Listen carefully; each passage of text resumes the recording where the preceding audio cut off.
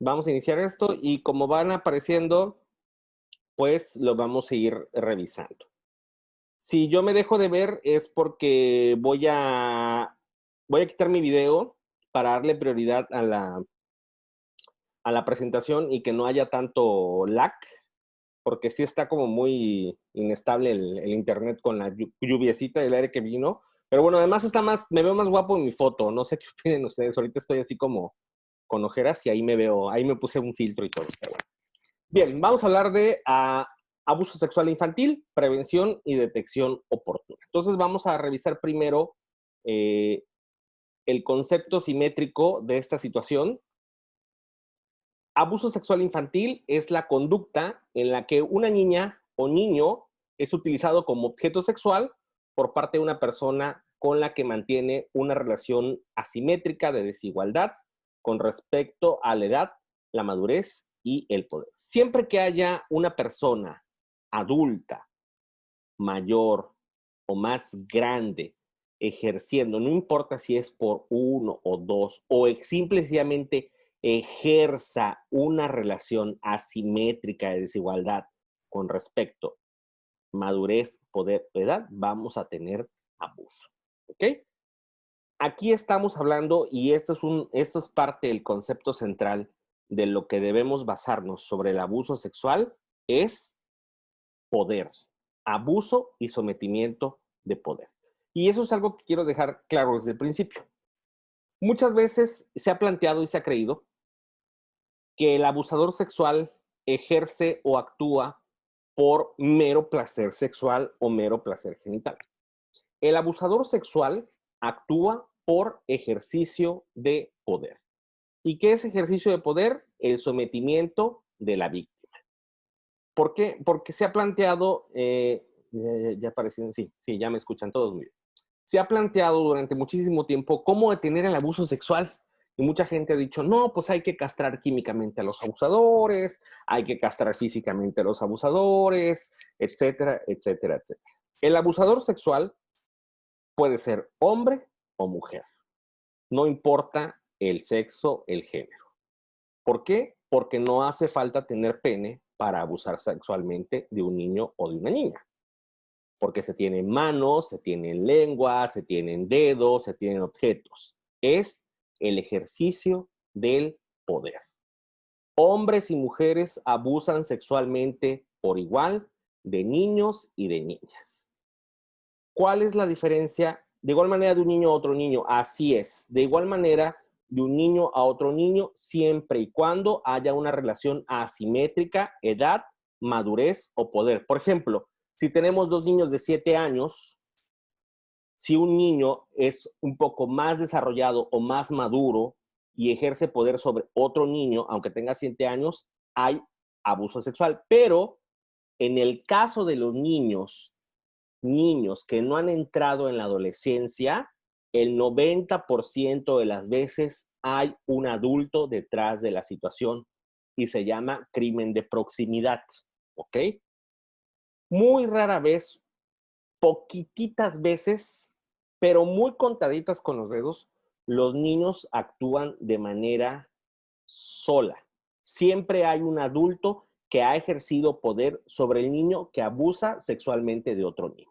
Siempre hay un adulto que genera, o un adolescente que genera influencia sobre ese niño para que abuse sexualmente de otro niño. Y con el paso de la presentación, les voy a contar algunos casos de lo que les estoy hablando. O sea, no hay un niño, el concepto aquí que creo que están tratando de aclarar es si un niño es está lo suficiente maleado o es lo suficiente malo hasta, porque lo he escuchado de adultos, ¿no? Perverso para abusar sexualmente de otro niño. No.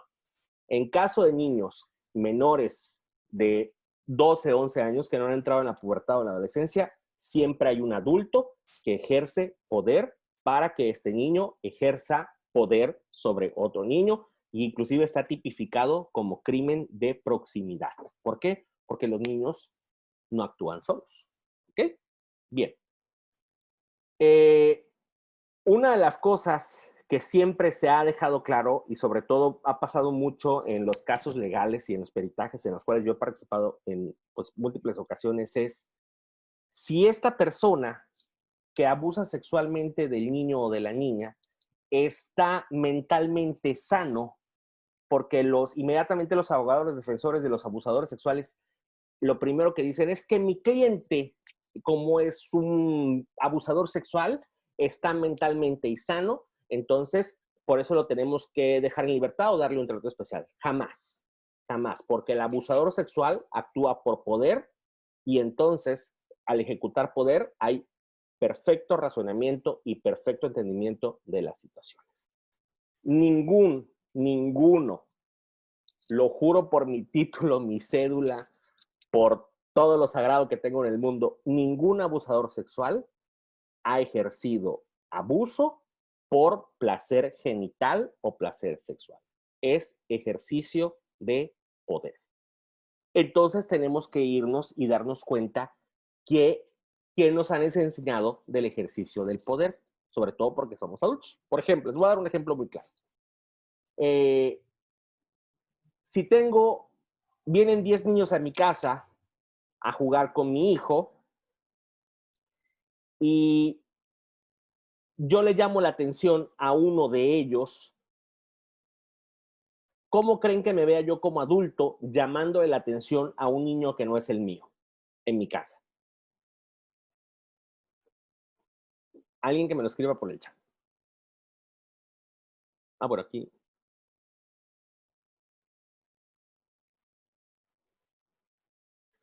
Lo más lógico es que si estoy llamando la atención es porque pasó algo, sucedió algo. ¿Ok? Por ejemplo, viene un niño y tira la televisión y la rompe, y evidentemente tendré que llamar la atención. Pero si yo como adulto creo que por el hecho de ser adulto puedo regañar y llamarle la atención a todos los niños sin que haya un evento, entonces yo estoy ejerciendo poder. Por ejemplo, los papás que llegan a la casa y dicen, tráeme mis sandalias, tráeme mis chanclas, sírveme la comida, pásame el control de la televisión, cámbiale la televisión porque ahorita yo voy a ver la televisión, quítate de aquí. Eso es ejercicio de poder. Y estamos enseñando a los niños a ejercer poder. Como cuando los niños juegan en el patio y creen que tienen que ganar sobre el otro equipo, porque les han dicho que ganar, aplastar al otro equipo, derrotarlo, es el objetivo del juego. Eso es ejercicio del poder. Parecen cositas insignificantes, pero poquito a poquito aprendemos a someternos a las pautas de poder, ¿no? Como el otro día, precisamente, escuchaba yo a un lingüista. El mexicano tiene un grandísimo problema, que cuando lo llaman contesta mande. La idiosincrasia del mexicano desde la conquista lo ha dejado contestando mande. Y creemos que es de buena educación contestar mande, cuando lo correcto es decir, dime, dígame, sí, adelante, pero tenemos un proceso de ejecución de poder. Efectivamente, es una situación que nosotros tenemos que ir regulando. Estamos muy acostumbrados al ejercicio de poder, porque así se nos ha enseñado. No sé quién de ustedes sea psicólogo o psicóloga o terapeuta, pero una de las cosas que yo les digo a mis alumnos que estudian conmigo psicoterapia infantil o psicoterapia de juego es, no porque seas adulto, tienes derecho a ejercer poder sobre el niño que viene contigo a consulta. Porque uno de los grandes errores que cometen los terapeutas infantiles, y si pudieran verme en este momento estoy haciendo entre comillas con mis dedos, de los terapeutas infantiles o de los terapeutas de juego es que entra el niño al consultorio y lo quieren tocar, lo quieren agarrar, lo quieren tomar de la mano, del hombro, de la cabeza. Y yo les digo, tú no puedes hacer eso porque estás ejerciendo poder. ¿Ok? Esta educación que nos ha enseñado por generaciones a que seamos de los primeros lugares en el abuso sexual infantil, sí, es un problema educativo generacional que hemos tenido que ir arrastrando durante muchísimo tiempo, pero por eso estamos tratando de generar un cambio. ¿Ok? Bueno, entonces, que quede claro, este concepto de abuso sexual infantil es la conducta en la que una niña o un niño es utilizado como objeto sexual por parte de una persona con la que mantiene una relación asimétrica de desigualdad con respecto a la edad, la madurez y el poder. Bien. Tenemos aquí inmediatamente este gráfico de Barudi, 2008. Parece como muy antiguo. Sin embargo, es lo más objetivo que hay hasta el momento sobre la dinámica del abuso sexual infantil. Y entonces podemos dividir la dinámica del abuso sexual en 3 etapas. Inicio del contacto abusivo, fase de secreto y fase de develación. Esto puede llevar muchísimo tiempo. ¿Por qué?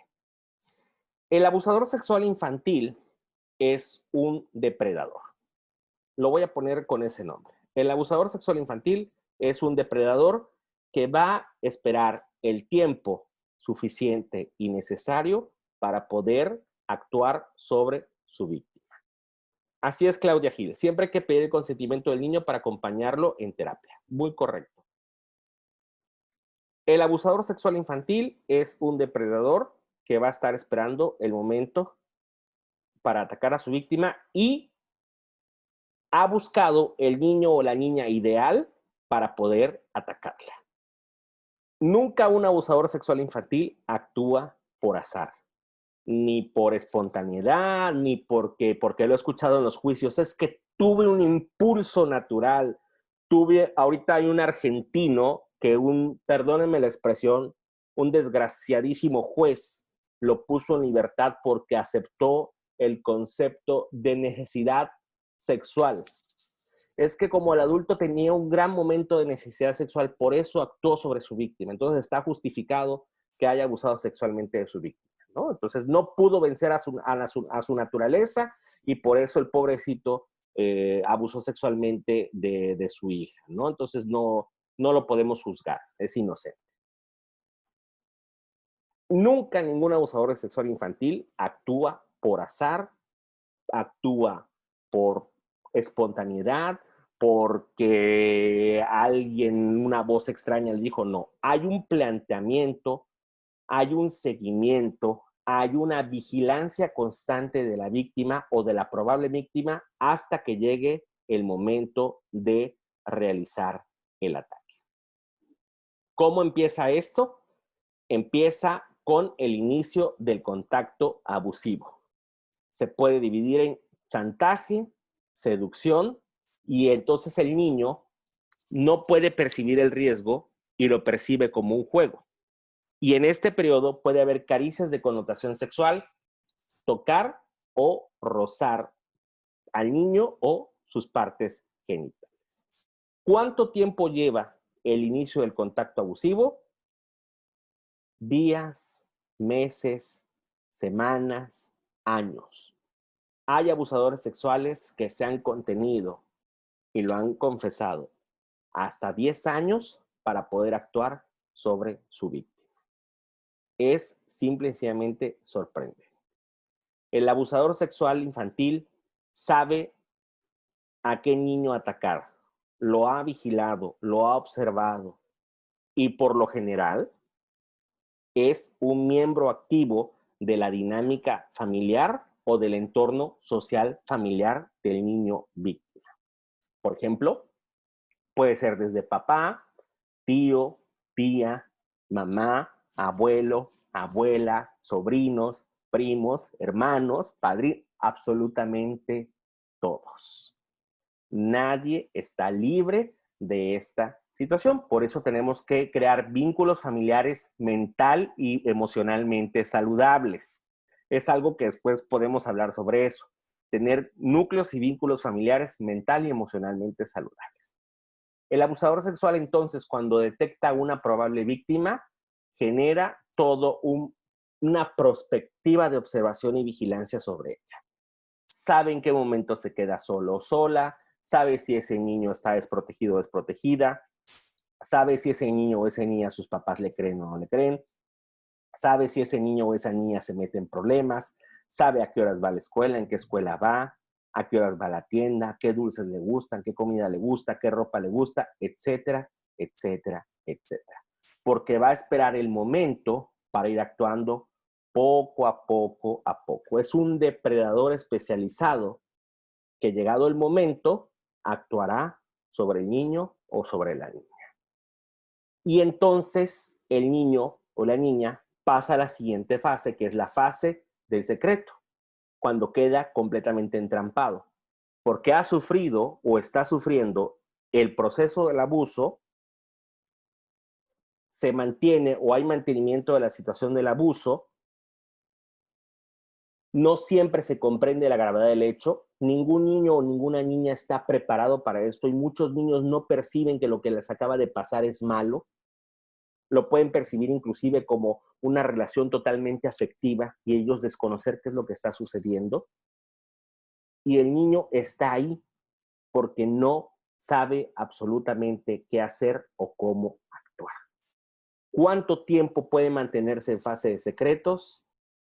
Días, semanas, meses y años. Conocí el caso de una personita que sufrió abuso sexual de los 6 a los 8 años y no habló absolutamente nada hasta que tuvo 30 y tantos y fue a terapia y ¿saben qué? A mí me pasó esto y habló con su familia y le dijo a su papá, y fuiste tú y durante todo este tiempo has estado haciendo esto y fue una situación muy complicada. Y la pregunta es, ¿pero por qué no decías nada? Pues porque ustedes no me creían, ustedes no hablaban conmigo, ustedes no tenían contacto conmigo y yo me tenía que aguantar toda esta situación. Llega un momento que el niño que es víctima de las situaciones de abuso, llega un momento que el niño que es víctima de las situaciones de abuso habla sobre lo que está pasando y se llama fase de develación. Y entonces tiene una develación espontánea de lo que está sucediendo. Y lo puede decir de manera directa, mamá, papá, me está pasando esto. Puede decirlo a través de sus juegos, puede decirlo a través de sus actividades, de su conducta, puede decirlo a través de su discurso, tanto verbal o no verbal, puede decírselo al primer adulto confiable que tenga, su maestra, su maestro, el vigilante de la escuela, la intendente, el intendente, la directora, la psicóloga, la trabajadora social, papá, mamá, los hermanos mayores, los abuelos. Pero una vez que hay develación espontánea, hay que creerles totalmente a los niños y a las niñas. Y esto es el segundo punto fundamental de esto. A los niños y las niñas hay que creerles en su totalidad. Si un niño o una niña te dice, papá, fíjate que vi un marciano verde, tú tienes que decirle, sí, te creo totalmente, viste un marciano verde. Y después tú como adulto te corresponde indagar, investigar, comprobar, ser objetivo, acompañando al niño o a la niña, si realmente hubo un marciano verde o no. Pero de entrada tienes que creer en él, volverte un adulto confiable. Decir, efectivamente, siempre que me digas algo, yo voy a estar de tu lado, yo voy a estar de tu parte, yo voy a creer en ti. Y después juntos vamos a investigar qué está pasando. Pero muchas veces, y ha pasado, que los niños o las niñas se acercan a papá y mamá y le dicen, ¿sabes qué, mamá? Mi abuelito me toca así. Ay, no estés inventando cosas. O no estés inventando cosas. ¿Cómo se te ocurre decir eso de tu abuelo, de tu abuelo? ¿Cómo se te ocurre decir eso de tu papá? ¿Cómo se te ocurre decir eso de tu padrino, que tan bueno que es? Y shalá, shalá, shalá. Y nadie le cree a los niños o a las niñas. ¿Por qué? Porque es muy complicado, ya que creará situaciones de crisis familiar, romperá lo que nosotros los terapeutas conocemos como homeostasis o el equilibrio, y el mantenimiento del secreto o acciones para detener el abuso se quedará simplemente en un punto muy estático. Es una situación muy complicada. ¿Cuándo pasa la revelación espontánea? No es posible precisarlo, pero una vez que pasa hay que aprovecharlo. Yo me sucede constantemente en el consultorio que llegan los niños, las niñas a consulta y hay unos chiquitos muy lindos que desde la primera sesión conmigo son muy sinceros y me dicen una vez que salen los papás y se quedan conmigo trabajando, ¿sabes qué? Me está pasando esto. ¿Sabes qué, doctor? Me está sucediendo esto. Fíjate que me está pasando esto, mi papá me hace esto, mi abuelo me hace esto. Y entonces tenemos que volvernos ese tipo de adultos, completamente confiables con los niños para poder trabajar con ellos. ¿Cómo nos volvemos adultos confiables? No ejerciendo poder, ejerciendo una relación saludable, emocionalmente saludable con nuestros niños, con nuestras niñas y con todos, absolutamente todos los niños, y crear vínculos sociofamiliares mental y emocionalmente adecuados. ¿Ok? Bien. Si tienen alguna duda de estas 3 fases, pueden anotar su pregunta en el chat y yo con gusto las iré respondiendo mientras voy avanzando. Hay este precioso cuadro de factores protectores. Nosotros podemos proteger y trabajar con nuestros niños a través de los factores protectores para prevenir y evitar el abuso sexual infantil. Y el primero de ellos, que insisto, yo sé que hay algunos colegas psicólogos por aquí en el grupo, es el santo grial de la psicología, que es autoestima saludable. Oh, sí, por donde lo vean, la psicología siempre recomendará, la psicología y la psicoterapia siempre recomendarán a niños y adultos tener una autoestima saludable. ¿Por qué? Porque es adecuado tener respeto de sus propios límites corporales, promoción de conductas de autocuidado y valoración del propio cuerpo. Cuando el niño o la niña conoce su cuerpo, cuando el niño o la niña conoce su entorno, cuando el niño o la niña conoce su capacidad emocional, conoce el concepto de este es mi cuerpo, de yo lo respeto, de nadie tiene por qué tocarlo si no soy yo, si yo no quiero, si no me gusta, si yo no lo permito. Cuando el niño o la niña llega a ese punto de que se aprecia totalmente, de que valora su cuerpo, su fisionomía, su aspecto, cada una de las partes de su estructura, entonces tenemos un enorme factor protector hacia su autoestima saludable. Pero si tenemos estos niños que constantemente le están diciendo, ay, qué feo eres, qué horrible, qué bárbaro, ¿por qué estás así de...? Porque hay papás y son terribles que le dicen a los niños, qué feo estás, qué gordo estás, qué gorda estás, te has puesto muy gorda, deja de tragar, etc. Y les hablan muy feo. Y los niños van con su autoestima toda abollada directamente a la boca del lobo. Porque los abusadores sexuales infantiles, como buenos depredadores, son especialistas para detectar cuando hay un chiquito o una chiquita con gravísimos problemas de autoestima, porque van a jugar ese falso papel de protector, de cuidador que los niños están buscando, y entonces van a tener cancha libre para poder actuar. Eso no le va a pasar a un niño o una niña con una autoestima saludable. Muy bien. Ok, la canción. El siguiente punto es buena comunicación y relación estable entre niño, niña y adultos significativos. ¿Qué también nos estamos llevando con nuestros niños? ¿Cómo estamos trabajando los problemas de comunicación? ¿Nuestros niños y nuestras niñas confían en nosotros? ¿Somos ese adulto confiable que nos puede contar todas sus historias de un jalón? Fíjate que tengo algo que contarte, te escucho, no importa si vas a hablar 1 hora conmigo, yo te escucho, estoy para ti. Pero ¿qué pasa? Que muchas veces, oye, ¿puedo, papá? No, ahorita no, estoy ocupado. Fíjate que ahorita no, más ratito me lo cuentas. Es que no, estoy haciendo esto, ahorita no me cuentes nada, ahorita no tengo tiempo para escuchar.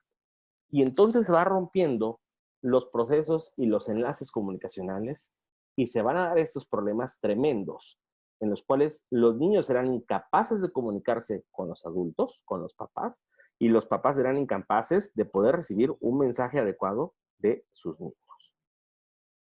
Uno de los mejores esquemas de trabajo dentro de la psicoterapia, uno de los grandes retos es mejorar la buena comunicación. Todos los días es bueno preguntar cómo estás, cómo te sientes, cómo te encuentras, hay algo que te preocupa, algo que te moleste, algo de lo que podamos platicar, algo de lo que quieras contarme, porque entonces estaremos creando un vínculo muy adecuado con nuestros niños y nuestras niñas para volvernos adultos confiables y significativos. El siguiente punto, de factor protector. Sana expresión de los sentimientos, que lo ayuda a darse cuenta de sus necesidades. Una de las otras grandes situaciones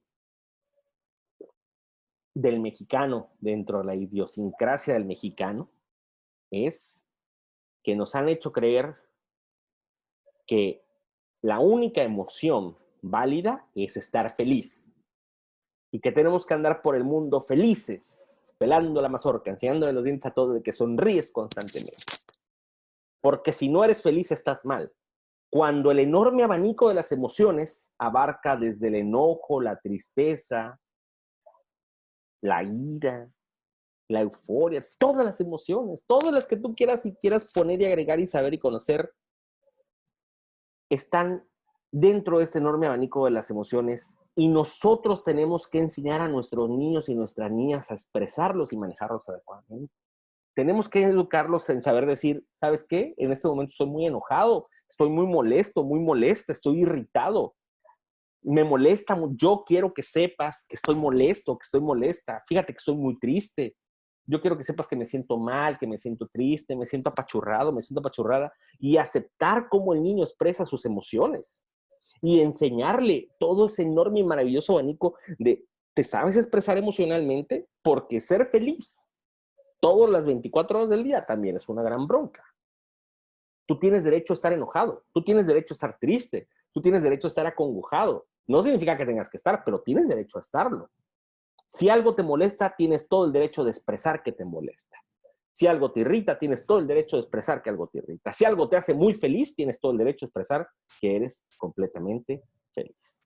¿Conoces a la creadora de Antenas de Julia de Borbolla? No sé si no la conozco, pero si me pones la referencia, ahorita la busco en Google y lo reviso con muchísimo gusto.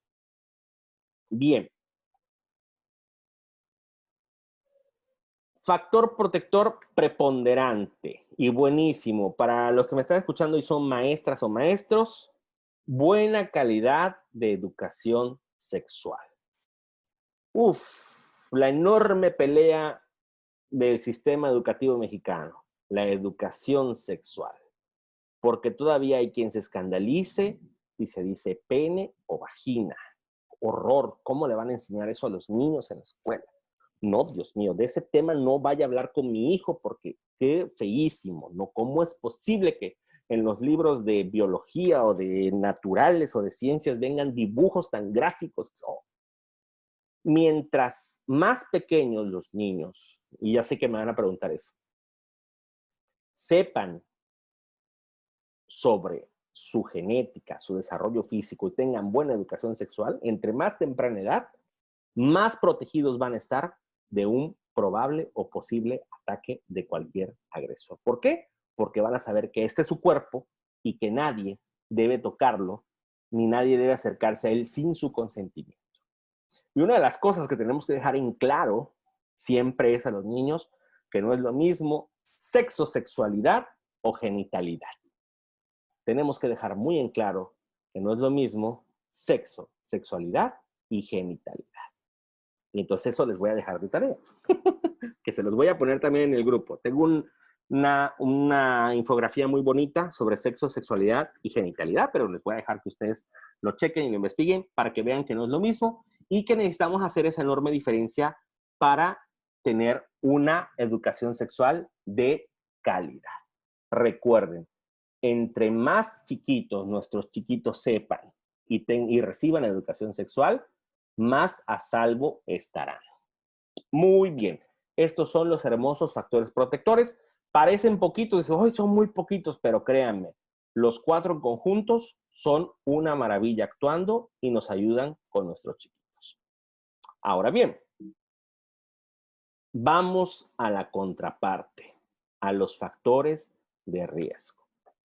¿Qué pone en riesgo a nuestros niños? ¿Qué predispone a nuestros niños a sufrir una agresión? El primer punto tiene que ver con las características fisiológicas. Niños pequeños que no hablan, que tienen retraso en el desarrollo o tienen discapacidades. Sí, los agresores sexuales se fijan en los niños que van a estar más desprotegidos Primero físicamente y después emocionalmente. Es muy tétrico y suena completamente horrible, pero así es.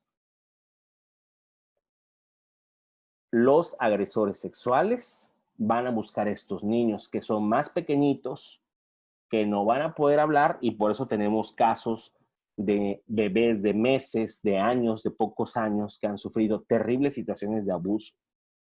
Tenemos estos chiquitos que tienen problemas de lenguaje o de comunicación, que han recibido terribles situaciones de abuso. Tenemos, ok, yo recibo esa información, la reviso con muchísimo gusto. Tenemos estos niños que tienen trastornos del neurodesarrollo, y como ya están clasificados y etiquetados como que son niños que tienen problemas del neurodesarrollo, pues, ¿quién va a apelar a ese tipo de niños? Pues a lo mejor los papás no. Entonces, son víctimas ideales para los agresores sexuales. Tenemos que estar muy atentos con estos niños. Niños pequeños, cuando me preguntan, ¿niños pequeños de qué edad? Abajo de 6 años. Niños pequeños abajo de 6 años que no hablen, que tengan retraso en el desarrollo o trastornos de neurodesarrollo, TDAH, autismo, trastornos de lenguaje, trastornos de comunicación, o que tengan discapacidades físicas. Van a ser niños muy propensos o víctimas particularmente muy ideales para los agresores sexuales. ¿Ok? Desafortunadamente en México, un enorme factor de riesgo es ser mujer. Y esto es triste, lamentable y simplemente horrible. Ser mujer y tener de 6 a 7 años o de 12 a 13 años. La mayoría de las víctimas de abuso sexual infantil están en estos rasgos de edad, en estos rangos de edad, y desafortunadamente la mayoría de ellas son mujeres. Terrible, pues en esta sociedad tan machista y misógina en la que vivimos y que tenemos que ir transformando poco a poco a través de la educación y de la formación de mejores y nuevos valores para nuestros niños, para nuestros varones. ¿Ok? Muy, muy bien. Vamos al siguiente factor de riesgo. Niños víctimas de malos tratos, carentes de afecto o cuidados. Estos niños que están desprotegidos, los niños o las niñas que están desprotegidos, que constantemente reciben violencia, que constantemente reciben castigo, que constantemente los dejan solos, que constantemente son golpeados, que constantemente son descuidados, que constantemente, etcétera, etcétera, etcétera. Niños víctimas de malos tratos o carentes de afecto y cuidado van a ser otro perfil ideal para que los agresores sexuales actúen sobre ellos. Por ejemplo, el otro día que fui al supermercado, y no soy el único que ha visto esta situación,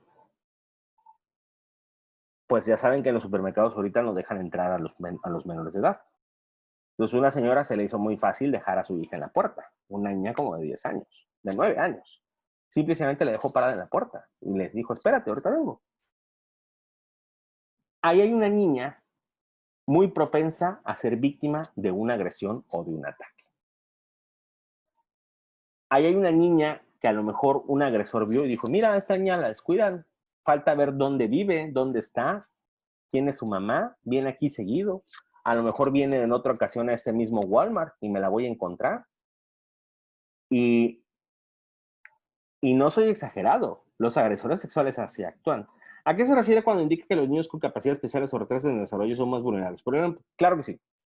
Los agresores sexuales, Yanira, los agresores sexuales buscan niños que no puedan expresar adecuadamente lo que les está pasando. De por sí ya es complicado que un niño exprese adecuadamente lo que le está sucediendo en caso de una agresión sexual. Para los niños que tienen capacidades especiales o trastornos, no retrasos, trastornos de neurodesarrollo, va a ser más difícil que comuniquen lo que les está sucediendo. Son más vulnerables. Y los agresores sexuales Quiero que entiendan esto. La mente del agresor sexual está completamente enfocada en buscar víctimas que sean indefensas. Y entre más indefensas, mejor. ¿Por qué? Porque él va a cumplir su ejercicio de poder y él sabe perfectamente, es maquiavélico, es muy cínico, es perverso, sabe que ese niño no le van a creer, le van a creer menos o va a tardar muchísimo más en comunicar lo que le está sucediendo, ¿no? Por ejemplo, voy a un extremo. Es un niño que es tremendo, que es súper inquieto, que brinca, que da lata, que corre, que en la escuela le jala, pega, grita, descontrol total en el aula, la maestra ya no sabe qué hacer, ya lo puso frente a su escritorio, diario le pasa reporte a la mamá y entonces ahí hay un agresor que se da cuenta que ese niño se mete en problemas y cada vez le creen menos. Y él se da cuenta que ese niño cada vez le creen menos. Y se vuelve un niño, lo marginan, lo hacen a un lado. Como es el niño problema, ya déjalo que se salga del salón, ya está dando lata otra vez, ay.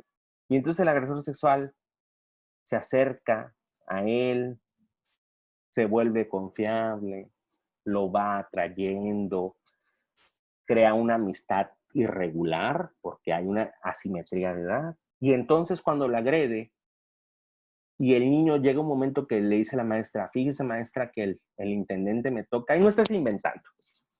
Muy probablemente le va a contestar esto o le va a contestar otra cosa. Entonces ahora imagínate un niño que tiene problemas de lenguaje, que no puede hablar o no habla bien o definitivamente no puede expresarse o no puede expresar alguna idea completa o que no se puede mover o que tiene debilidad visual, debilidad auditiva. Los agresores sexuales son simplemente asquerosamente horribles, son cínicos, son unos viles desgraciados, perdón por la expresión, ¿ok? ¿Queda claro este punto? Bien. ¿Qué herramientas utilizan las autoridades o ustedes como especialistas para validar lo que el niño expresa? Ok. Es un proceso muy, muy grande. Los psicólogos clínicos tenemos que hacer una valoración y un peritaje a través de una observación del niño, tanto en su entorno social familiar como en consultorio, así como la aplicación de algunas pruebas psicométricas que nos puedan dar indicadores para integrar un expediente en el cual irán señalados indicadores que nos marcan la presencia de abuso sexual. Jamás podemos decir, sí, este niño sufrió abuso sexual, porque nosotros no podemos hacer eso. Podamos una lista de indicadores que nos hablan de que probablemente hubo abuso sexual infantil.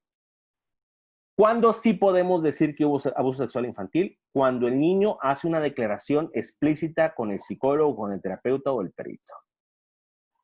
Doctor, mi papá me toca.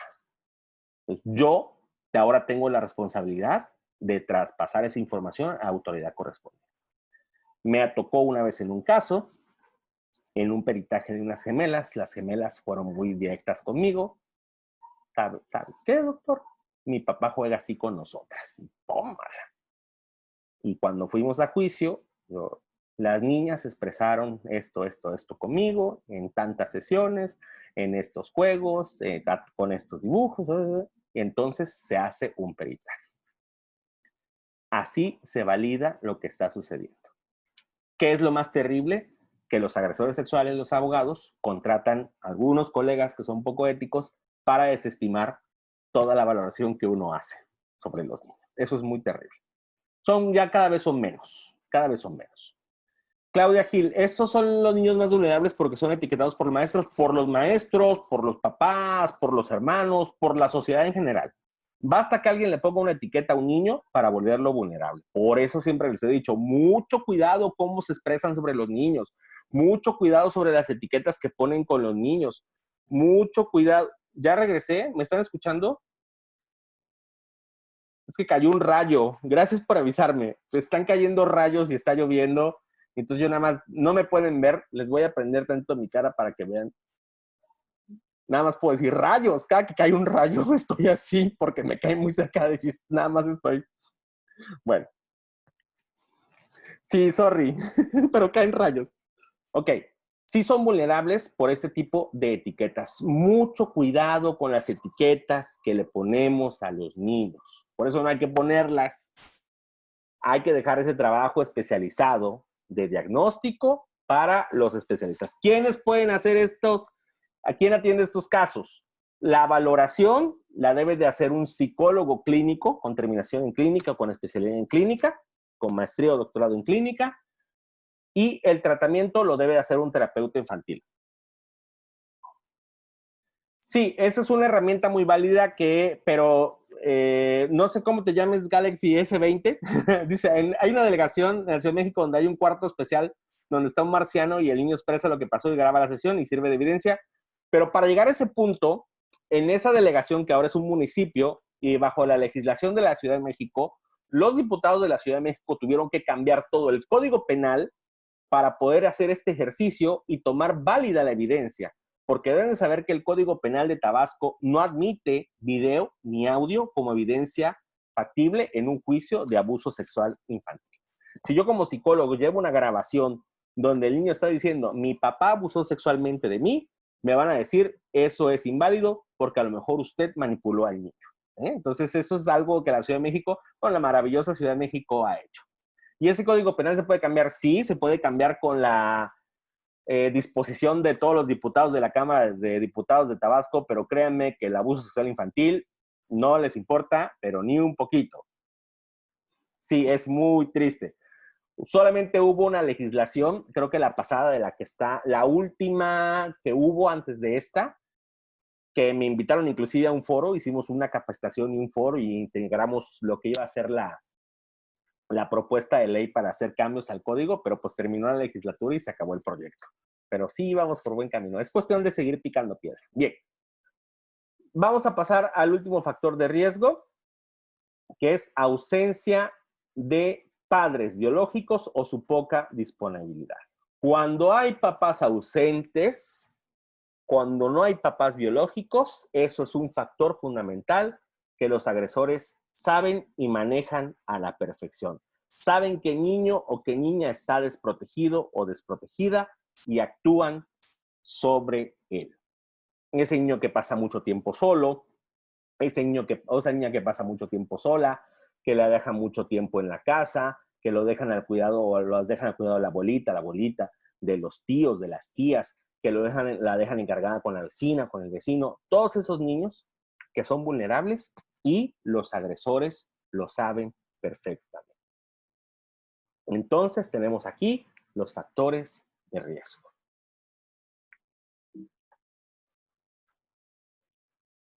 Hay que dejar en claro que no hay una relación directa entre un síntoma y el abuso.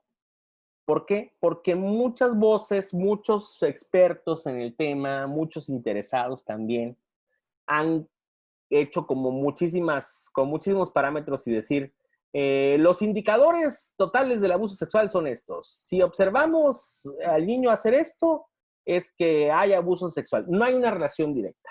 El niño que sufre abuso sexual o la niña que sufre abuso sexual va a variar en una cantidad gigantesca de síntomas y de signos. No hay algo como predispuesto. Inclusive, de los 80 a los 90 se decía que el signo por excelencia de que un niño o una niña había sufrido abuso sexual era que se hacía pipí o popó en la ropa. Y no, con el tiempo se descubrió que no era tan necesario. ¿A qué se debe que ser mujer sea un factor de riesgo? Porque México es un país completamente misógino y machista. Y acuérdate, Ivette, que lo dije al principio, que el agresor, el abusador sexual infantil, no actúa por placer genital, sino actúa por ejercicio de poder. Y desafortunadamente, por la idiosincrasia y relación del mexicano, la figura de la mujer siempre será de sometimiento y los adultos lo saben. Correcto. Es triste y lamentable, pero muchos papás siguen educando así a sus hijas, a tener actitudes sumisas y pues, de no defenderse entonces al control. O sea, así es totalmente, totalmente. Seguimos siendo un país opresor. Ya vamos cambiando, pero nos hace falta Cambiamos un grano de arena de la enorme playa que tenemos frente a nosotros, que es la violencia de género. Sigue sucediendo y ahora pues es un poco más porque el proceso del confinamiento ha dado pauta que los agresores están en contacto directo con sus víctimas. Entonces esto es muy lamentable. Si conocen un caso, recuerden que pueden hablar a la policía de género, al menos en Tabasco, pueden marcar a 911 y pedir con la policía de género para que les oriente cómo ayudar a una persona que esté sufriendo una víctima de abuso sexual. ¿Ok? Bien.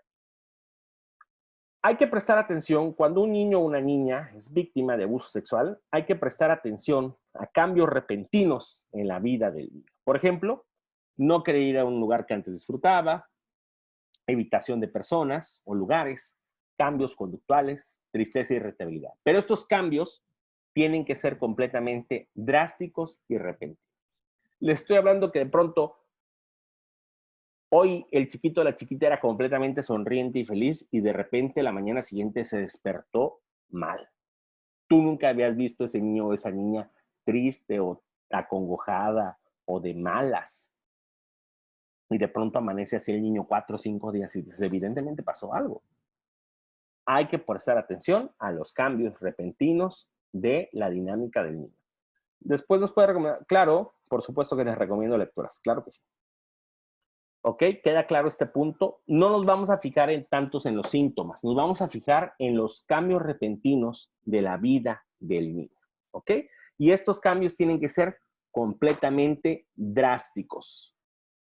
Tienen que ser completamente visibles. ¿Vale? Bien. También hay una serie de indicadores físicos. ¿A quién le vamos a dejar este trabajo de validar los indicadores físicos? Pues al médico pediatra de confianza que revise o valore a nuestro niño o nuestra niña. Pero nosotros, como padres, podemos fijarnos en alguno de estos indicadores físicos y si somos maestros o maestras, también podemos fijarnos en algunos indicadores físicos, pues que son más que evidentes. El primero va a ser el dolor. Dolor, cuando me refiero a dolor, es dolor en general. El niño va a sentir dolor en su cuerpo. Va a sentir dolor en los brazos, dolor en el pecho, dolor en la cabeza, dolor en las manos, dolor en los dedos, dolor en sus músculos. ¿Ok? Hematomas en zona genital o anal. De pronto bañas a tu hijo o a tu hija y descubres que hay hematomas en la zona del ano, en la zona del periné, en la zona de los pechos, de los pezones, de la vulva. Hay que prestar atención y siempre revisar a nuestros niños. Dificultad para andar, para caminar y sentarse. Estos niños que tienen problemas de pronto, oye, caminaba bien y de pronto siento como que le molesta algo. Eso es un llamado de atención. Queja de dolor y picazón en sus áreas genitales, que ningún niño debería tener, o hay mucha falta de higiene, o efectivamente está pasando algo. Infecciones vaginales y urinarias, que nadie te diga que es normal que haya infecciones vaginales en niñas abajo, no sé, de la pubertad o de la adolescencia o sin vida sexual activa. Siempre hay un factor preponderante o predisponente de esta situación y hay que tener mucho cuidado. Porque los abogados y algunos jueces dicen esto. Ah, bueno, es que tener una infección vaginal es normal en cualquier mujer. No, que no sea así, ¿eh? Eso siempre hay que dejar en claro que no es normal. Secreción en pene o vagina, cualquier secreción o fluido extraño en pene o vagina del niño o de la niña, enfermedades de transmisión sexual visibles, herpes, gonorrea, por ejemplo, por mencionar algunas, infecciones, clamidia, candidiasis, etcétera. Enuresis y encopresis secundaria, muy secundaria. No siempre el niño que te hace pipí en la cama ha sufrido abuso sexual y no siempre el niño que ha sufrido abuso sexual se hace pipí en la cama o popó en la ropa, ¿ok? Entonces a lo mejor solamente puede ser enuresis y ya. Por cierto, una de las cosas en las que me especializo en tratar es niños que se hacen pipí en la cama. Por si tienen alguno, ya me avisan. Tenemos entonces indicadores conductuales. Estos definitivamente los podemos observar muy bien. Pérdida del apetito, conductas regresivas, como chuparse el dedo, orinarse en la cama, no tener control de los esfínteres, hacer berrinches cuando ya no los hacía, querer usar pañal, querer usar chupón, querer que le den de comer en la boca. Llantos frecuentes, sobre todo en referencia a situaciones afectivas o eróticas, cuando se le abraza, cuando se le hace una demostración afectiva física, cuando se le quiere dar un beso. Cambios bruscos de conducta, de pronto empieza a pegar y rabiar, o pegaba y rabiaba y de pronto deja de hacerlo. Una mamá me dijo un día, muy lamentable la situación, me lleva un niño de 6 años y me dice, fíjese que la maestra dice que está bien, que de pronto el niño dejó de portarse mal. Y a mí, pues no me parece, porque yo sé que mi hijo es latoso, yo sé que mi hijo es un torbellino, mi hijo pega, grita, brinca, y es un niño muy vivaz, y aunque se quejen de él, pero de repente dejó de hacerlo, doctor. Y a mí me preocupa eso. Cuando, pues, trabajo con el niño, pues efectivamente, algo estaba pasando. Y el niño lo manifestó así. O sea, el niño era, pues era un niño normal, que era feliz siendo latosillo, como son muchos niños, que yo no le veo mucho problema, y entonces el niño de repente, ¡pum!, se quedaba sentado y contestaba y llegaba peinadito y todo. ¿Y qué te pasa? Pues algo, a ti te pasa algo. Y sí, algo le pasaba. Miedo a estar solo. Los niños que manifiestan miedo agudo a quedarse solo, quedarse sola. Rechazo al padre o la madre de forma repentina. No quiere abrazar a papá, no quiere abrazar a mamá. Eso es un llamado de atención muy evidente. Cambios bruscos de conducta, juegos erotizados, mostrando posturas o movimientos del acto sexual. Por eso no es bueno erotizar a nuestros niños. Mucho cuidado con la música, mucho cuidado con TikTok, mucho cuidado con los videos de YouTube, lo que están viendo, lo que están percibiendo como normal. Insisto, y no voy a quitar el dedo del renglón, el reggaetón no es música para niños.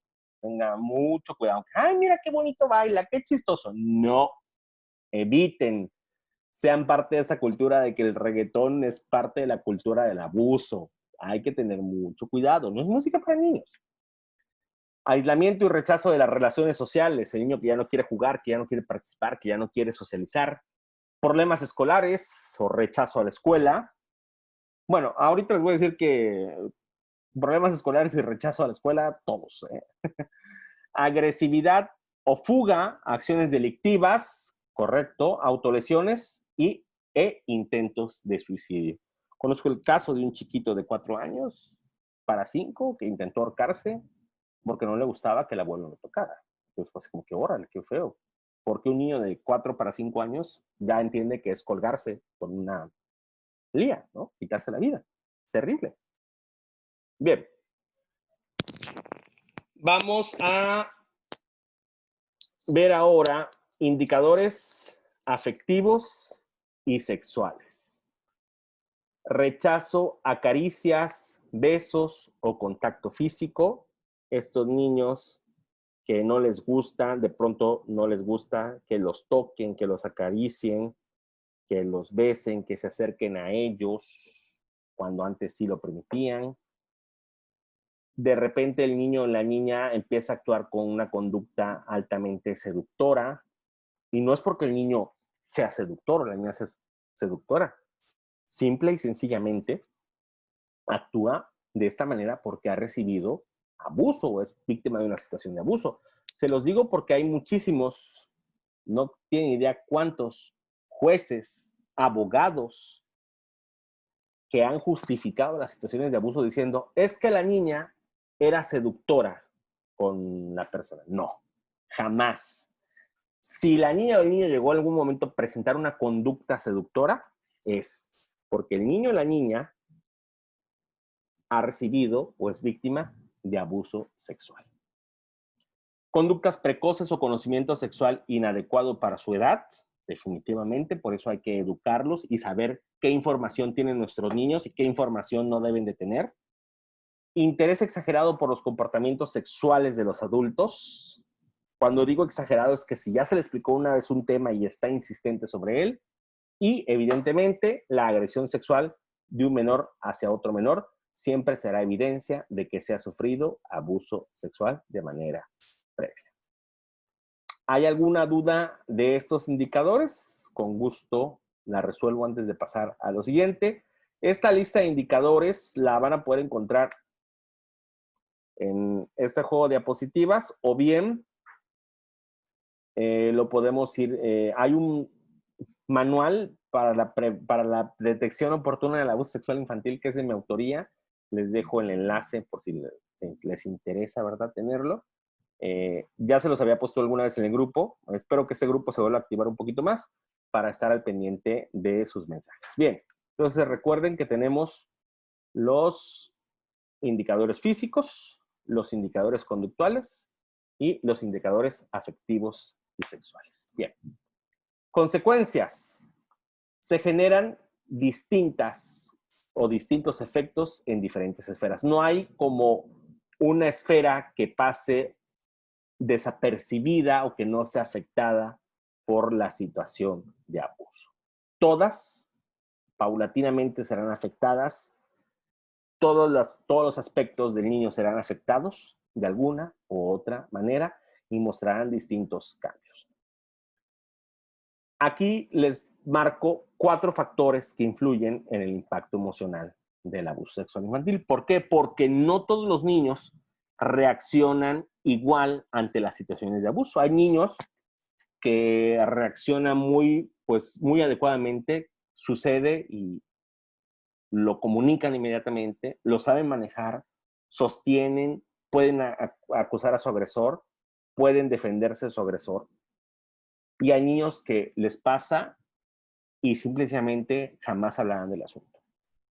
El primer factor son las características del niño. Este es un niño estable psicológicamente, su edad, su sexo y su contexto familiar.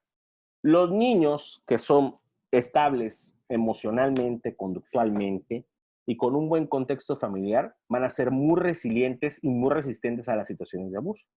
Y van a ser estos niños que en primera instancia, cuando suceda, van a tener la capacidad de hablar inmediatamente. ¿Saben qué? ¿Sabes qué, papá, mamá? Me pasó esto y me lo hizo fulano y no me gustó en lo absoluto. Inmediatamente van a poder actuar o van a ir con la maestra. ¿Sabe qué, maestra?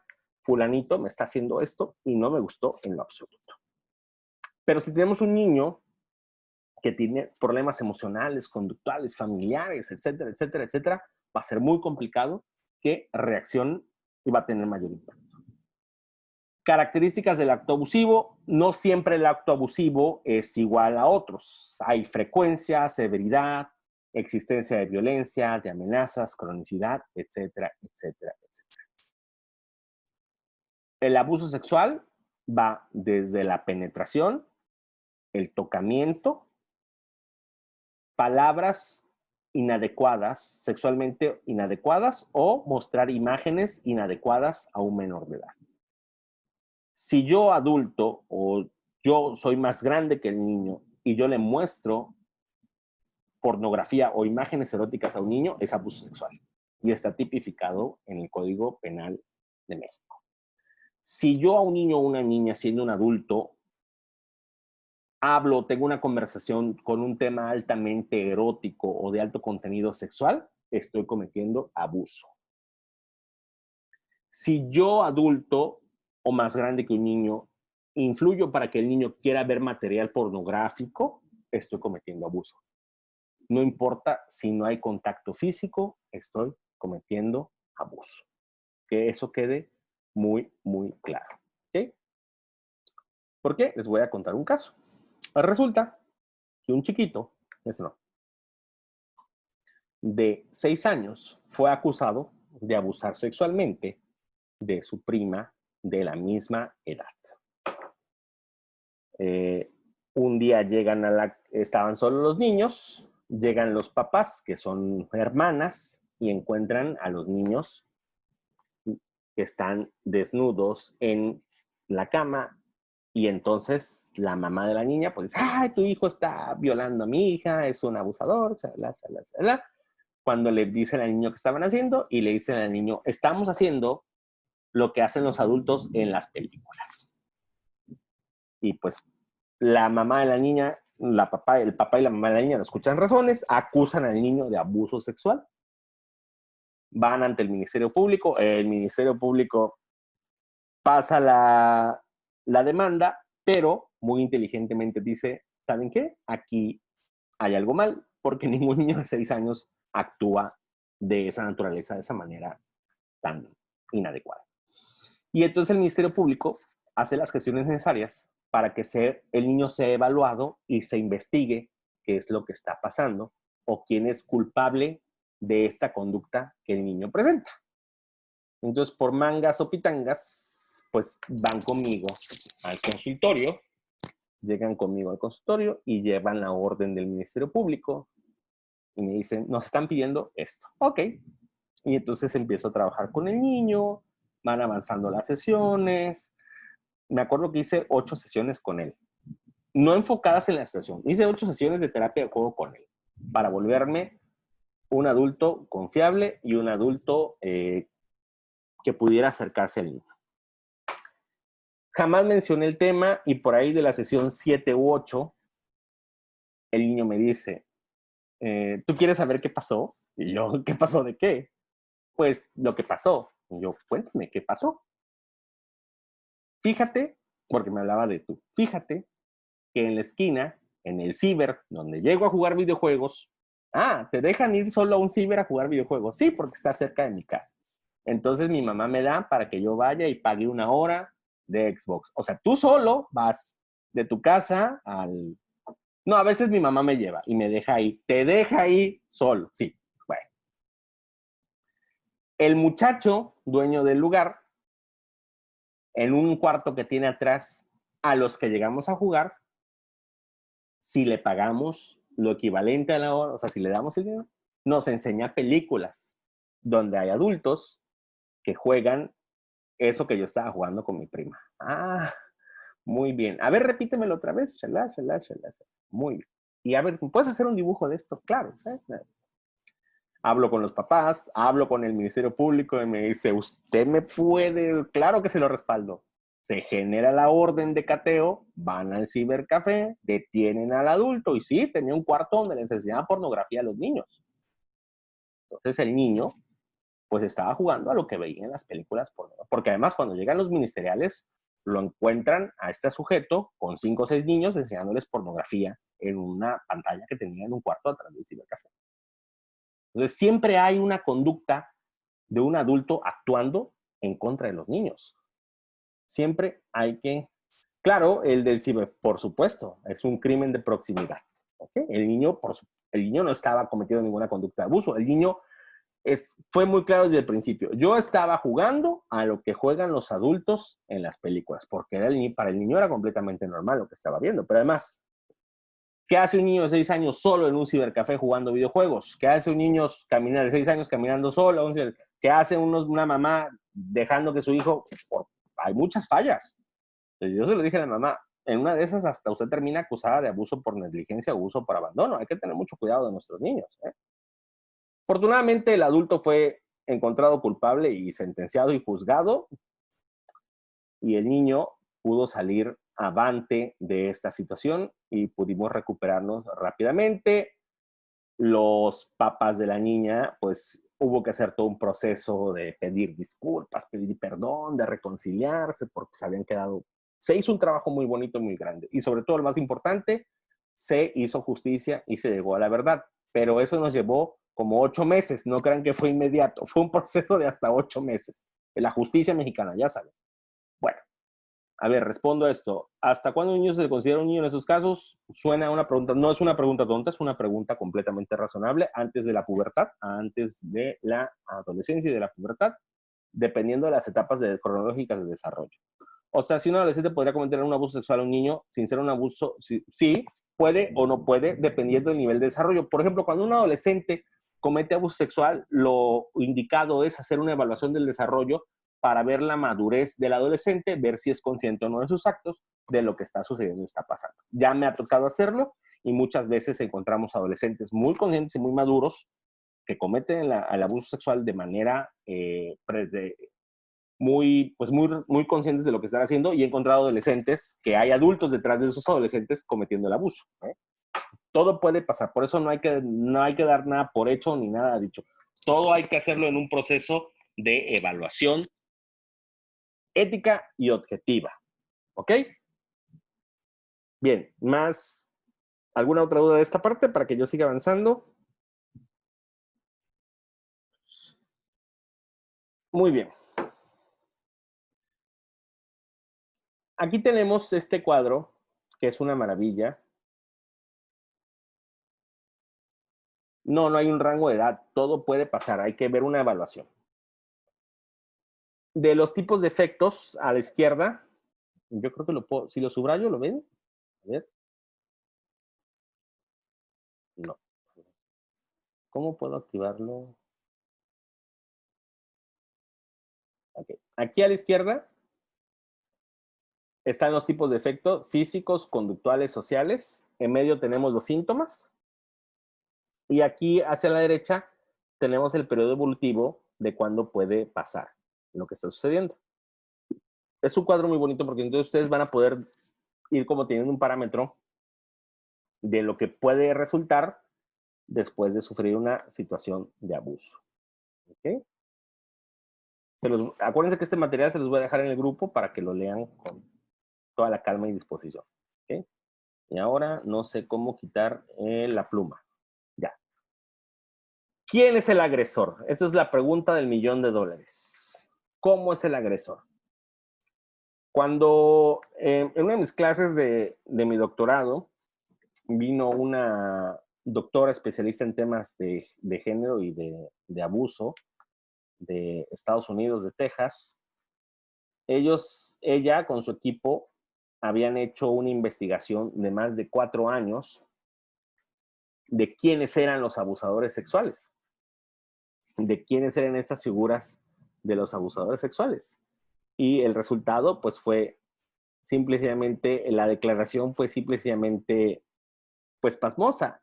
El abusador sexual infantil es un depredador. Es un depredador que está al acecho de su víctima y estará siempre listo para elegir una nueva víctima. ¿Cuántas víctimas al mismo tiempo puede tener este depredador? No podemos saberlo. Pero de que tiene múltiples víctimas, las tiene. No hay un único perfil y no necesariamente tiene algún trastorno psicológico asociado. Porque es lo primero con lo que se quieren zafar. Lo primero que le dicen al juez es que yo tengo un trastorno mental.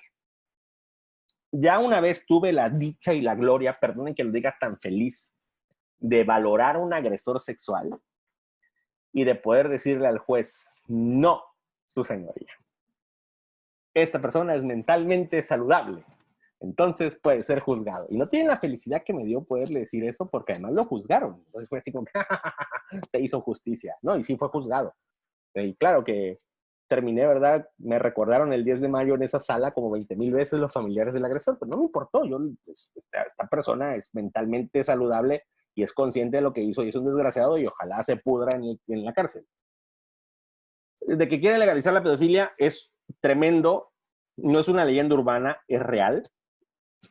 Estas personas son muy cínicas y hay todo un conjunto de elementos de poder. Acuérdense aquí la palabra clave es ejercicio de poder.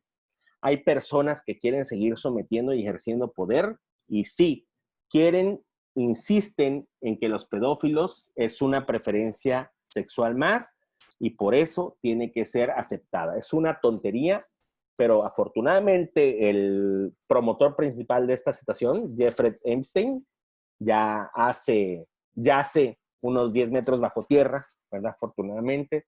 Entonces esperemos que esto nunca progrese. No es una leyenda urbana. Sí, en Holanda, en Dinamarca y en Estados Unidos, pero no lo van a dejar pasar, definitivamente. Sí, en Canadá también. Terrible, yo lo sé, pero no lo van a dejar pasar. Digamos que una de las cosas positivas de la pandemia es que se les cruzó en medio antes de que pudieran hacer más campaña. Pero bueno, el agresor sexual es una persona que tiene dificultad para desarrollar empatía. Lo primero que vamos a encontrarnos es que no puede ser empático con situaciones de angustia, de dolor, de miedo. Si una persona se cae frente a él pues, no le va a importar. Si una persona se vuela un dedo, pues hasta se puede reír, no es empático. Sus intereses se centran en niños, aunque no tengan niños y aunque no tengan nada que ver con niños. Por ejemplo, si yo fuera un adulto que no tuviera absolutamente nada que ver con niños y yo no fuera terapeuta o psicólogo infantil me interesan tantas cosas de niños, definitivamente hay un perfil predispuesto. ¿Por qué se interesa tanto en niños y en las cosas de niños si no tiene nada que ver con niños? Entonces, cuando le digo a las personas, yo veo caricaturas, me encanta ver caricaturas, yo veo caricaturas en la tele, veo y escucho canciones infantiles, juego juegos infantiles. ¿Por qué? Porque estoy inmerso en un mundo de niños. Pero si yo no lo fuera, entonces sería algo así como que, ¿qué está pasando? ¿Por qué le interesan tanto los niños y las cosas de niños? Algo no está bien. Son solitarios, no son sociables, son sujetos que son completamente solitarios, no son absolutamente sociables, aparentan ser sociables, pero no lo son. Pasan mucho tiempo solos. Se vuelven extremadamente protectores o celosos del niño o la niña que ya eligieron como víctima. Nadie puede tocar al niño o a la niña, nadie se le puede acercar, nadie le puede hacer llorar, nadie le puede hacer nada absolutamente. Se vuelven unos protectores incansables de los niños o las niñas, aunque no tenga un vínculo directo con él, aunque no sea ni el papá, ni la mamá, ni el tío, ni la tía, aunque sea un perfecto desconocido del vínculo familiar, pero se vuelve súper protector del niño o la niña. Y entonces eso es algo en lo cual tenemos que prestar atención. Presenta rasgos de inmadurez o inadecuación. Es inmaduro emocionalmente, inmaduro conductualmente. Puede sentirse atraído por niños y adultos. No hay, por eso lo del género es una tontería. Muy atentos y preocupados por los niños, estableciendo relación de cariño e interés. Tiene historia de carencia de cuidados parentales, maltrato y evidentemente de haber sufrido abuso. Uno de los personajes más característicos de la infancia norteamericana, Pee-wee, no sé si alguna vez supieron de este personaje, Pee-wee, que era interpretado por que muchos años fue interpretado por un actor, no me acuerdo ahorita de su nombre, pues tenía mucho para estar cerca de niños, porque interpretaba un personaje para niños, porque hacía un show y hacía películas para niños, porque se mantenía cerca de los niños, pero pues su objetivo era abusar sexualmente de niños. Y durante muchísimos años, bajo estas características, abusó sexualmente de muchísimos niños. Fue tremendo. Un alligator, sí, claro, pero en este caso, su fachada era, voy a ser actor para niños porque quiero abusar sexualmente de muchos niños. Y cuando lo descubrieron, pues, horrible, evidentemente, ¿no? ¿En manos de qué están? Sí, son muchísimos los pedófilos en Hollywood, son tremendos. Luego vamos a hablar de esas situaciones muy lamentables. Bueno, aquí vamos a aclarar entonces este punto. Pedófilo. La pedofilia corresponde a una categoría diagnóstica en el Manual Diagnóstico Estadístico de los Trastornos Mentales, ocupado por profesionales de la salud mental para expresarse en términos descriptivos de una patología mental. Un pedófilo es aquel que tiene fantasías sexuales con niños, aunque estas no siempre son concretadas en abuso efectivo. No todos los abusadores sexuales son pedófilos, ni todos los pedófilos son abusadores sexuales infantiles.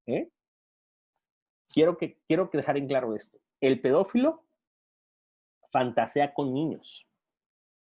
El pedófilo gusta de ver imágenes de niños. Por eso los pedófilos son acusados de pornografía infantil y no de abuso sexual infantil. Pero el pedófilo no agrede a un niño. El abusador sexual infantil agrede a los niños, el pedófilo no. Por eso muchos agresores sexuales infantiles dicen, es que yo soy pedófilo. Entonces, como soy pedófilo, tengo un trastorno y debo ser liberado. Hay una gran diferencia entre la pedofilia y el abusador sexual infantil. Y el 99.9% de las veces, los abusadores sexuales infantiles no son pedófilos, son abusadores sexuales o agresores sexuales infantiles. La pedofilia es una característica muy particular, pero no todos la tienen ni siempre está presente. Y es muy complicado hacer esta separación porque los agresores sexuales inmediatamente dicen, es que yo soy pedófilo. No, papacito, tú no eres pedófilo. Tú eres un agresor sexual infantil y por lo tanto vas a ser enjuiciado. Bien, una gráfica muy chiquita. 90% de las veces los casos de abuso son intrafamiliares. ¿Qué quiere decir esto? Que son dentro del vínculo familiar. No hay que buscarle. Están ahí. Hay que tener mucho cuidado. Alguien una vez me dijo, es que eres muy paranoico, Braulio. No, no soy paranoico, soy realista. El 90% de los casos son intrafamiliares. O son conocidos de la víctima, o son familiares de la familia, o son miembros de la familia. Solamente un 10% es extrafamiliar. Pero el 90% de las veces sucede en los vínculos familiares. Por lo tanto, hay que tener mucho cuidado. Y muchas veces, muchísimas veces, los niños o las víctimas se ven forzados a convivir con sus agresores sexuales, porque ha sucedido dentro del vínculo familiar. ¿Ok? Y tenemos que tener mucho cuidado con ese tipo de situaciones. ¿Ok? Bueno, hasta aquí el contenido de esta presentación. Me gustaría muchísimo que me hicieran algunas preguntas para irlas respondiendo antes de que terminemos con esta, muchas gracias, con esta presentación. Me encantaría que me hicieran al menos una pregunta o un comentario, las personitas que están por ahí, que espero que todas me hayan escuchado. Se los agradeceré muchísimo. ¿Qué les ha parecido? ¿Cómo hemos manejado la información? ¿Y qué les ha parecido esta actividad? Y ya mi cafecito se enfrió.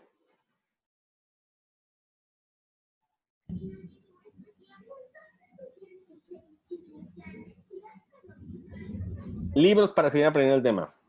Sí, les dejo bibliografía en el grupo. Gracias, Claudia. Yo sé que... Muchas gracias. Gracias, Claudia Gil Pinto. Sí, les dejo bibliografía y les dejo... me gustaría checar las de cuenta de Julia Borboya. Lo voy a hacer, créeme que sí. Ya copié el vínculo y lo voy a hacer. ¿Qué trastornos pueden tener los pedófilos y abusadores sexuales infantiles? Los pedófilos, como tal, son pedófilos. Y los abusadores sexuales infantiles, ninguno. No siempre tienen uno. No deben de tenerlo. Porque si no, con eso se justifican. Abusador sexual infantil actúa con todo el razonamiento posible porque hay que tener todo un proceso de inteligencia para poder actuar. Muchas gracias. Películas documentales, claro que sí, te los dejo en el grupo. ¿Qué porcentajes de estos abusadores fueron abusados en su infancia? Arriba del 80% te lo puedo asegurar, sin miedo a equivocarme. Arriba del 80% los abusadores sexuales seguramente sufrieron abusos. Soy mamá de un niño, ¿cómo le puedo explicar esos temas? Empezando por la explicación de su sexualidad, sexo y genitalidad. Explicando por la educación, empezando por la educación sexual de su cuerpo y de cómo debe cuidar su cuerpo y de cómo debe respetar y cuidar su cuerpo. Desde ahí, desde que tú a un niño le dejas en claro que nadie puede tocar su cuerpo, ya estás haciendo todo. Y con el paso del tiempo, podrás ir abordando en este tema. ¿Qué opinas de la muñeca que sacaron de Trolls, la que tenía un botón en la zona genital? Que cometieron una terrible imprudencia. Creo que cometieron una terrible imprudencia y hay que tener mucho cuidado con ese tipo de contenido. Gracias. He escuchado que la Escuela de Tabasco enseña educación sexual, pero tiene la opción. Sí, por ley, los padres, no solamente en Tabasco, sino en todo México, pueden dejar en claro que no quieren que sus hijos reciban educación sexual. Que es terrible y que no sucede mucho, pero sí ha pasado que dejan encargado. Este día vamos a ver educación sexual y ese día salen los niños que los papás no quieren que la reciban, pero son poquitos, la verdad. Pero sí, es que como había que dar igualdad, hay que dar igualdad, entonces hay que dejar abiertas todas las opciones. Pero es terrible, porque estamos profundizando en la ignorancia. Muchas gracias por la presentación. Claro, muchísimas gracias a ustedes. Yo les voy a dejar esto. ¿Hasta qué edad se puede bañar una niña con su papá? No lo recomiendo ya arriba de los 4 años. Yo creo que 4 años ya es un exceso para que un niño y una niña se bañe con sus papás. ¿Sí? Ya 4 ya es excesivo. Ya no es porque hay que enseñar todo, la corporalidad, físico, cuerpo, privacidad. Ya 4 años se me hace excesivo. A mí. Entonces alguien te dirá, no, es normal. No. Creo que hay una edad, creo que hasta los 3 puede considerarse saludable. De ahí en fuera ya no. ¿Okay? Muy bien, bueno, pues les agradezco muchísimo. aquí en la ciudad de Villahermosa, Tabasco. No sé, ni sé dónde me están escuchando. Yo creo que me están escuchando de otros lados. A ver, los de Tabasco digan hola, pozol. Gracias, Mario. Una aportación, muchas gracias a ustedes. No tengo mucho conocimiento para mi pregunta. A ver, espérenme.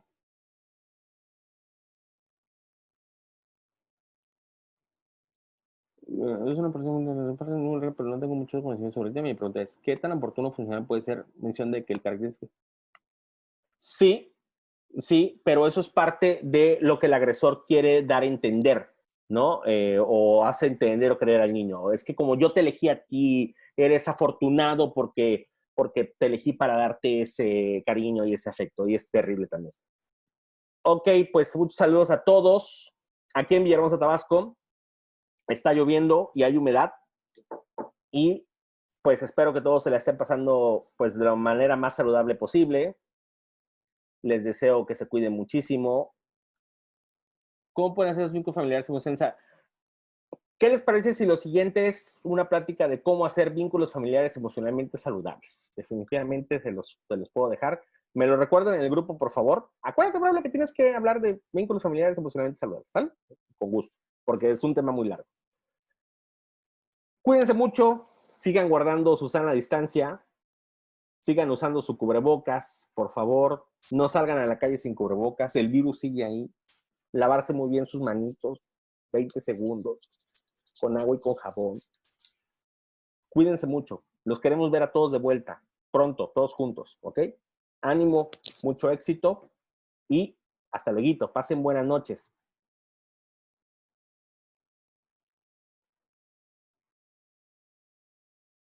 Me dio mucho gusto volverlo a ver, Ay, maestro, gracias. Ay, y gracias. ver que se encuentra usted muy bien. Muchas, Sí. muchas, muchas gracias. Les agradezco muchísimo. Gracias, Más gracias a cachetón, usted. pero bien. Y más peludo. Bueno, cuídense Me mucho. da mucho gusto verlo bien. Gracias. Excelente. Gracias. Descansen. Buenas noches. Gracias.